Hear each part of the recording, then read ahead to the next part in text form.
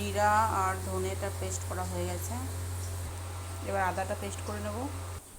এবার কাঁচা লঙ্কাটা বেটে নেব। লঙ্কা, জিরা, আদা আর ধনে পেস্ট করা হয়ে গেছে। এদিকে পেঁয়াজ আর রসুনটা কুচি করে কেটে নেওয়া হয়েছে, রসুনটা থেতো করে দেবো। এখানে আলু ফ্রাই হয়ে এসছে, ওটা তুলে নেব।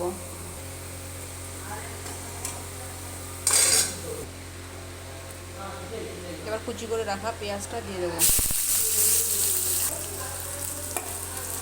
আর রসুন থেতো করে দিয়ে দিলাম।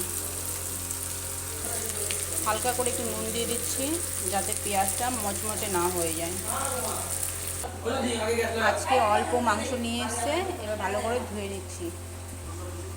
মাংসটা বেছে ভালো করে পরিষ্কার করে ধুয়ে নেওয়া হলো। এবার বেটে রাখা মশলাগুলো দিয়ে দেওয়া হচ্ছে।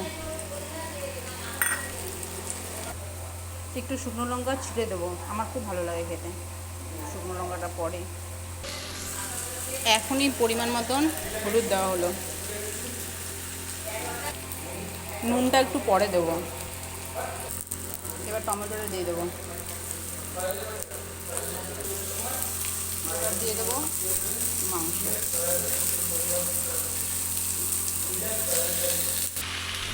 এখনই ভেজে রাখা আলুটা দিয়ে দিচ্ছি, কারণ পরে সেদ্ধ হতে যায় না, অল্প মাংস তো। এবার ঢাকাটা তুলে নেব, দেখি কেমন হয়েছে দেখতে। 3টে তেজপাতা দেওয়া হলো। এবার দেওয়া হচ্ছে পরিমাণ মতন নুন।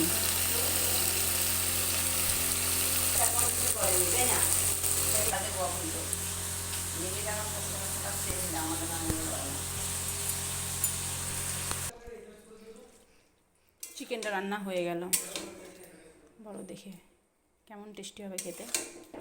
দেখে বলো, খেতে তো পারবে না, তাই দেখেই বলো যে কেমন হতে পারে টেস্টি। মনে তো হচ্ছে মোটামুটি ভালোই হবে। টাটা।